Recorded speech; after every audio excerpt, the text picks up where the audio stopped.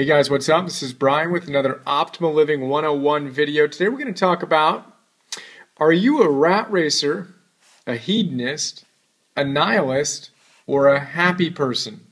A rat racer, a hedonist, a nihilist, or a happy person? Now, of course, we all have elements of each of these at different points and in different domains of our life. But let's take a look at the happiness archetype by a guy named Tal Ben-Shahar, who taught the most popular class in Harvard's history called Positive Psychology 101. And then he wrote a book about that class called Happier. We've got a philosopher's note on that, Happier. And we're going to pull on some of my favorite big ideas from there and talk about his happiness archetype and figure out where we are. Rat racer, hedonist, nihilist, happy person, etc. Now, this was a big part of our goals class where we talked about how to set goals that will actually make you happy. It's an important thing to consider because a lot of us are ambivalent about goals. So let's take a look at Tal's model. So he says we can have orientations toward the future and the present that are either negative or positive.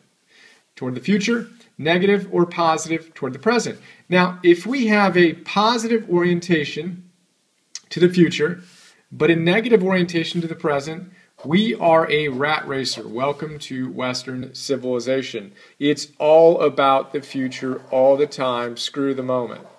Right? Rat racer. Now, if you say, I don't like that, I want to be in the moment. I want to have a really positive relationship with the moment. And you know what? The future goals aren't good. You know, they get you out of the moment. I just want to be in the moment. Well, then you are officially, in this model, a hedonist. Now, a lot of people who misread Tolle or the Bhagavad Gita, they just want the power of now, get rid of goals and they just try to be in the now. Well, that's not the most effective way to approach things. And even Tolle talks about the fact that goals are important. We don't want to slip into what he calls psychological time, where we have anxiety and nervousness and all this stuff about the future. Set a goal, go for it, etc. Part of a longer conversation. But for now, back to this model. So positive for the future, negative for the present, we're a rat racer. Negative for the future, but positive for the present, we are a hedonist. Negative to the future, negative to the present, you have a nihilist who's bounced back and forth between this, and then basically just says, screw it. I am upset with life. I give up. I am now officially a cynic. Very interesting. When you're a nihilist, welcome to cynicism. A cynic is really just a disillusioned idealist.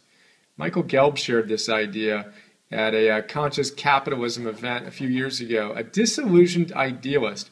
And I like to say that the greater the initial idealism plus the current level of despair, the greater the level of cynicism. So if you were super passionate about life and just all giddy, and now you're just not feeling it, you've kind of bounced back and forth between these, you're in a deep place of nihilism, which is going to express itself often in cynicism. So, negative, negative. Now, what we want to see, of course, is a positive orientation to the future, and a positive orientation to the present, and then we have the happy archetype, the happiness archetype. Now, the rat racer is a slave to the future, the hedonist is a slave to the moment, and the nihilist is a slave to the past. What we want to do is hold both. Set goals that inspire us and enjoy the moment. Here's how Tal puts it. He says, attaining lasting happiness requires that we enjoy the journey on our way toward a destination we deem valuable. Happiness is not about making it to the peak of the mountain, nor is it about climbing aimlessly around the mountain. Happiness is the experience of climbing toward the peak. Thank you, Tal Ben-Shahar. So there you go. Where are you? Are you a rat racer, falling into the future too much? Are you a hedonist, all about the now? Are you a nihilist and you've kind of given up on both? Or are you a happy person who's really embracing goals that inspire you and the process?